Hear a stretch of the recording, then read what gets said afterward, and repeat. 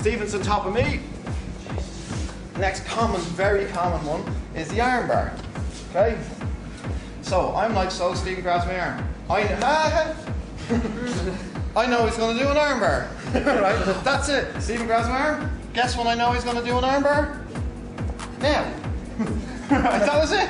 That was it. I don't have to wait. Stephen's going to do an arm bar. Stephen keeps doing an arm bar. And then I'm like, oh yeah, he's doing an arm bar. Yeah. So, you know, when do you know he's doing an arm bar? Right at the start. Okay? So, when Stephen, like, prevention is sometimes better than cure. There's loads of different ways to get out of arm bars. So, I mean, obviously, the worst time to get out of any lock or any hold or any arm bar, the worst time is when it's fully locked on, right? That should be obvious, that should be obvious. As soon as Stephen and he falls off to the side, and try to stay up and roll on top. Plain and simple. He's going to do an arm bar. I know, exactly, exactly. So, Stephen's on top. Now, it probably won't happen as easy as this.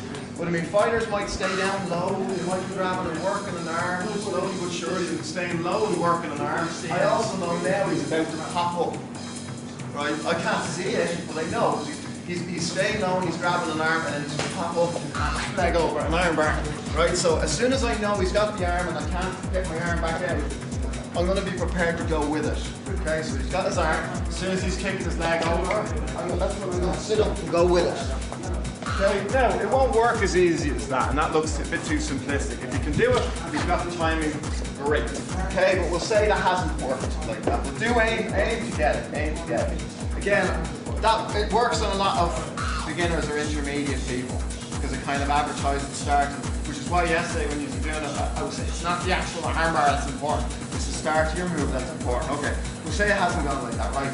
Stephen's got his leg over, okay? And he's lying down, right? He hasn't got it locked on yet, Stephen, so don't be getting excited, right? Now, the leg that's most important to Stephen is this leg, okay? So what I'm going to try to do is I'm going to push that leg up and I'm going to sit up and get on my knees.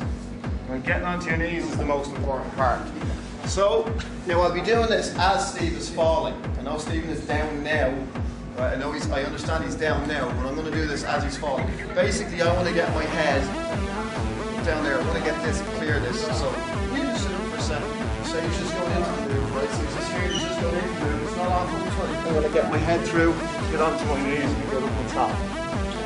Okay, so that's number one, clearing the leg. You can do that from this position, but it's a little bit riskier, obviously, when he's fully locked and your arm is stretched. I mean, you push this leg up, plant the head underneath, get onto your knees. You see, like, if I don't get onto my knees and I'm trying to sit up like that, it's never going to happen. So I just work my knees, like so, alone, to be able to get up.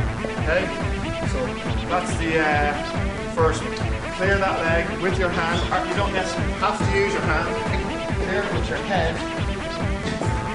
Cool. So that's come up. Put your head underneath the leg. Put your head underneath the knees. Or you can use your hand, throw the leg above the head. Right, give that a go.